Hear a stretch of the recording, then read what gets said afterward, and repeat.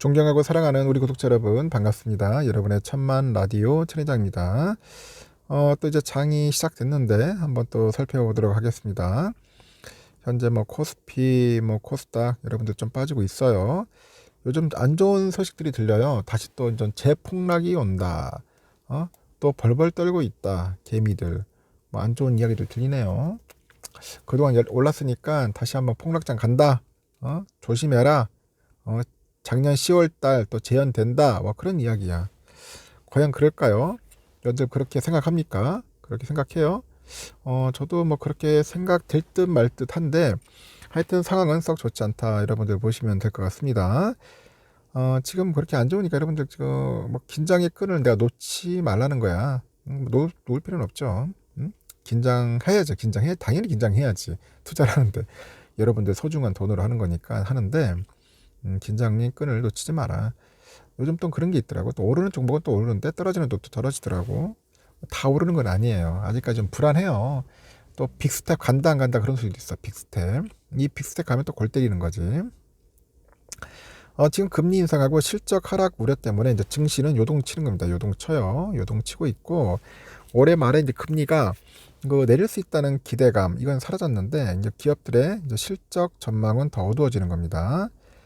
시장의 우려가 이제 증폭될 경우에 10월과 같은 폭락장, 이 폭락장이 재현될 수 있다. 그런 우려도 현재 나오는 것 같습니다. 오전에도 보니까 좀 많이 빠지더라고. 한 1.4%, 5%씩 막 빠지기 시작해서 뭐 2,400 초반대 왔다 갔다 갑니다. 장 초반에 1%대 갭하락으로 했어. 갭하락 출발을 했는데 코스피는 이후에 외국인들하고 기관애들 이제 매도가 쏟아지는 거예요. 매도세가 쏟아지더라. 그래서 낙폭을 키우는 겁니다. 시가총액 상위 종목 대부분은 하락세인데 삼성은 한 1.6%, 하이닉스 2.4% 하락하죠. 특히 금리에 민감한 성장주로 분류되는 네이버, 뭐 카카오 한 2%대 이제 하락으로 이제 안팎으로 약세를 보이더라고요. 전날 미국 증시가 크게 이제 조정을 받다 보니까 국내 증시도 조정을 피하지는 못해요. 지난 21일 미국의 3대 주가 지수 모두 2%대 급락을 했어요. S&P도 뭐 빠졌죠. 한 2% 정도 빠졌어요. 881.75포인트, 3,997.34. 또 4천이 또 깨지더라고. 허무하게. 나스닥도 2.5%나 많이 빠졌습니다. 14,092죠. 11,492. 갑자기 왜 그러냐. 하여튼 다우도 한 2.06% 빠져서 33,129.59로 이제 마감을 한 겁니다. 이 시장을 흔든 가장 큰 우려가 뭐냐 봤더니 미국의 연방준비제도의 추가 긴축 가능성입니다.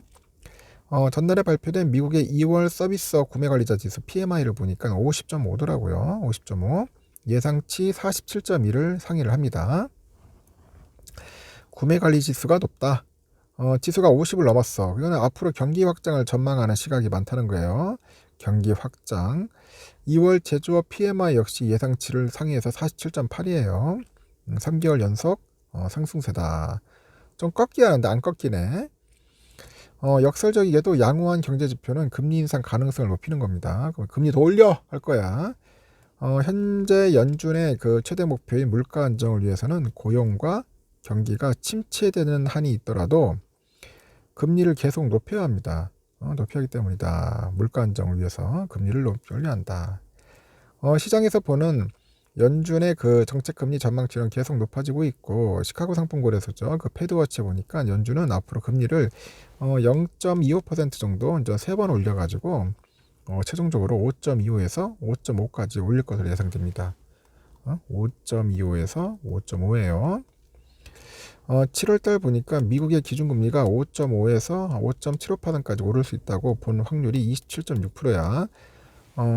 이를 반영한 듯 시장금리도 일제히 상승을 합니다. 전날에 미국채 1년물 보니까 5.035%예요. 엄청 높네. 기준금리 상승 가능성을 거의 반영했고 미국채 10년물 수익률도 3.947인데 다시 4% 근접합니다. 금리 인상 가능성이 주식시장에 본격적으로 반영되기 시작하면은 지난해 10월 같은 폭락장이 다시 벌어질 수 있다는 경고도 있고 블룸버그에 따르니까 모건 스탠리죠. 그 수석 전략가가 최근 양호한 경제 지표로 인해서 연준의 완화적인 정책 가능성은 사라졌다. 그렇게 이제 지적을 하는 것 같습니다. 최근에 주가 상승이 아무 계획도 없이 에베레스트 산에 오르는 것 같다고 비유하면서 지금은 죽음의 지대다. 죽음의 지대에 이르렀다고 합니다. 실적 하향은 지속되고 밸류에이션 부담은 커지는데 밸류에이션 금리 이하 기대감 하나만으로 주가가 오른다는 것은 과도한 거죠. 과도하다는 거지. 그래서 지금 현재 증시는 2007년 이후 가장 고평가됐다. S&P 500이 몇 달 안에 지금보다 26% 폭락한 3천까지 떨어질 수 있다. 그럽니다. 그래서 요즘 폭락론자들이 들썩들썩이네 보니까 또 벌써 폭락론자들. 그리고 구겐하임의 그 최고 투자 책임자도 그래요.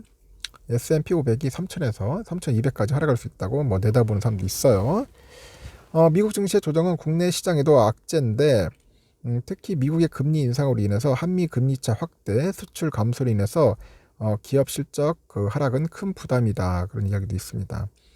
한국은행은 오는 23일이죠. 23일 날 금융통화위원회를 열어가지고 기준금리를 이제 결정을 해요. 결정을 하고 시장의 전망은 현재 수준인 3.5% 동결할 것이라는 시각이 우세한데 미국과는 달리 경기 침체 우려, 가계부채, 부동산 시장 리스크 등을 고려할 때 현 수준에서는 더 올리기 어렵다는 분석도 있어요.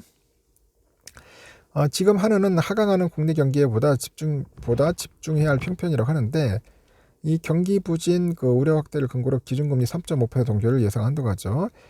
미국이 최종금리를 5.5%까지 올리고 한국은 3.5% 인상을 종료하면은 금리 차가 2%포인트예요. 벌어지죠.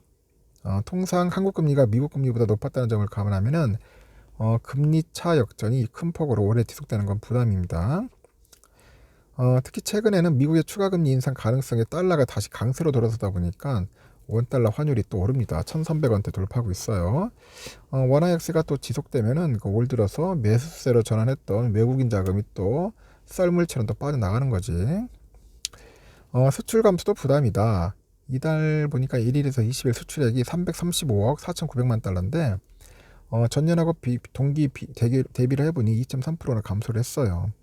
이 조업일수 고려하니까 일평균 수출액은 14.9% 줄었고 무역수지 59억 8,700만 달러 적자, 5개월 연속 전년 대비 역성장이자 12개월 연속 적자다. 12개월 연속 적자다. 수출기업 비중이 높은 국내 증시 특성상 수출액과 기업의 실적, 코스피 지수는 거의 유사한 방향으로 움직이는데 수출액 감소와 실적 추정 차이는 아직도 진행 중이다. 기대감으로 오른 주가의 조정이 우려된다는 거죠. 기업 이익은 하향하는 중이고 금리도 하락보다는 상승 압력이 높아서 밸류에이션 수준을 고민할 수밖에 없는 국면입니다. 코스피 12개월 예상 PER이 12.6배예요. 정상적인 수준을 넘어섰는데 이익 방향성이 상승으로 예상되고 있어 고평가 문제는 해소될 것이다. 뭐 그런 이야기도 하긴 하지만은 하여튼 별로 썩 좋지 않다. 벌벌 떨고 있다. 그런 겁니다. 하여튼 조심합시다, 여러분. 엉뚱한 데 투자하시면 안 됩니다. 절대로. 여기까지.